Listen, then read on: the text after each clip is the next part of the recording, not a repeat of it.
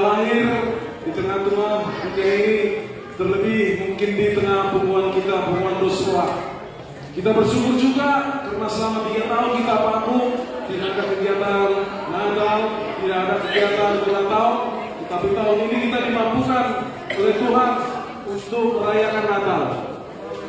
Kami mengucapkan terima kasih juga kepada teman-teman kami yang telah menyediakan waktunya untuk mempersiapkan acara ini.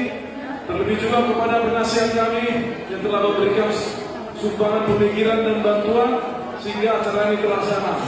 Secara khusus juga kami mengucapkan terima kasih kepada undangan kami, Ibu Sondang Ampulolong yang di tengah kesibukannya menyempatkan waktu untuk menyapa kita.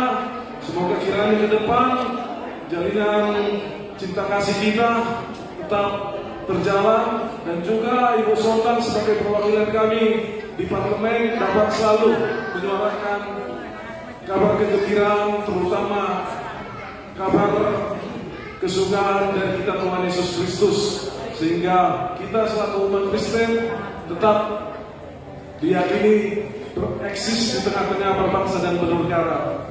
Terakhir, semoga sukacita Natal, damai Natal menjadi milik kita bersama, dan apabila ada kelemahan dan kekurangan kami, biarlah itu menjadi milik kami. Kiranya kita bisa saling memaklumi dalam kondisi ini, kita bisa merayakan Natal.